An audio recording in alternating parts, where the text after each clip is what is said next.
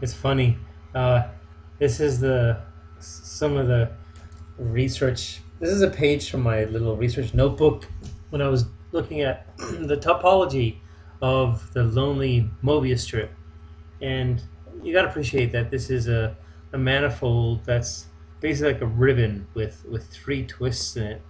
And when you connect edge A to edge B, you actually make the surface non-orientatable, meaning there is only one edge on one surface. So if you can see my mouse crosshairs, which only just, if you start here and follow the edge and keep going around and around, you end up back where you started.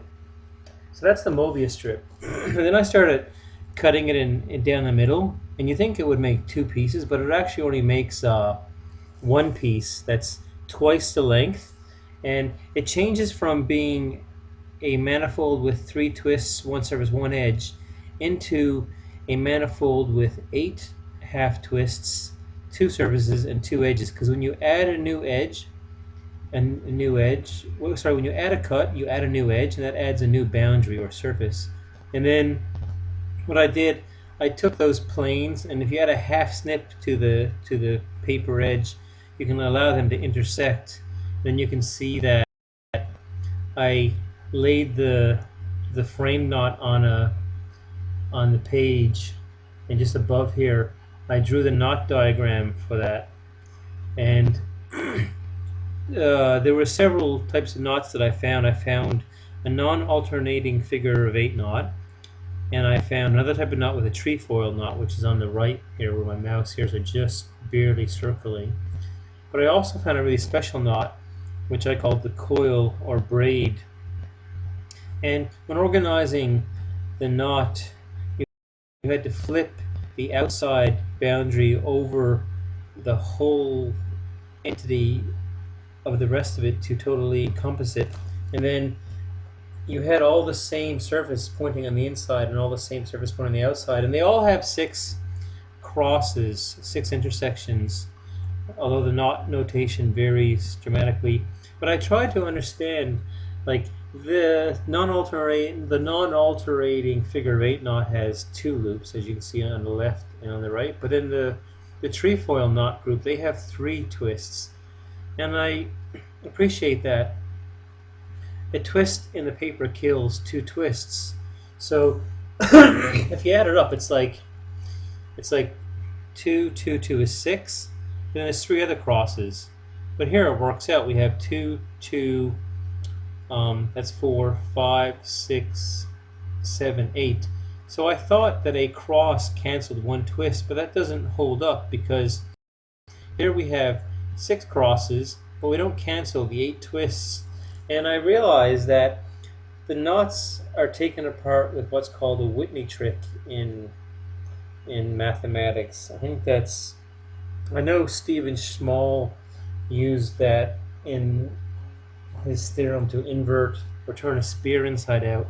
But basically, it allows you to pull a manifold through itself without making sharp bends. So here in the middle, basically what I've done, I pulled it back through itself, and then I had this manifold. And all you got to do is take the right half of it. You see my mouse crosshairs in the middle, and you pull that to the left across itself, and you get the unknot. So the non-alternating figure of eight knots and the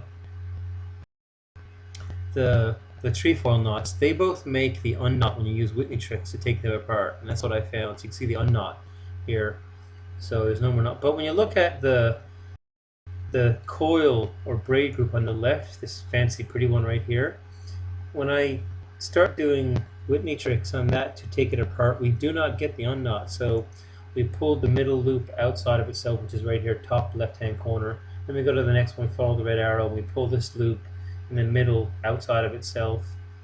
And then we pull this loop here outside of itself. And you got to imagine the strip is invisible. And you can pull it through itself so long as you don't make sharp bends. And we end up with this here with four loops, because we cannot create sharp bends. So we can't pull this tight right here because that sharp bend would pinch off and it would cancel the theorem. So with the Whitney trick, we get left with this knot with 4 twists in it, and the 4 twists actually represent the sorry, the 4 loops actually represents the 8 twists that was originally in the frame knot before we transformed it into a knot diagram and took it apart with Whitney tricks. So it's just nice that the 4 loops represent the 8 twists that the manifold had after we cut the 3-flip Mobius strip in the middle. And you can see I thought of another manifold in my head that might lead to a Mobius strip. So it's like having 3 propellers and connecting with a half twist on the left right here. So it only has one surface, one edge. It's not really like a Mobius strip whatsoever, but when you cut it down the middle and allow the planes of the frame knot to intersect, you get something that looks very similar to one of the knots in the Mobius strip. So this is the knot diagram that I created by dissecting this manifold here on your left. But if you actually try to put this back together, you cannot get a 3-flip Mobius strip.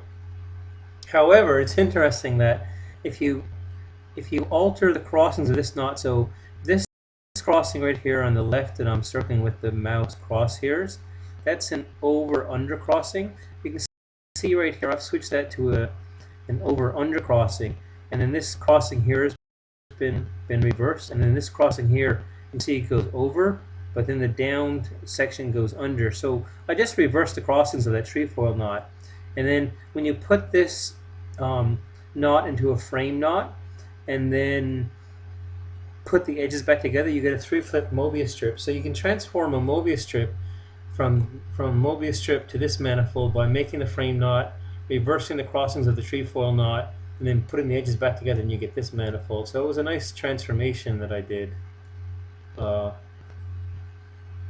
That was me trying to figure out the crossings, and I don't know what I'm doing here. I'm trying to understand the twists and the crossings, and that was my knot notation that I made up over under.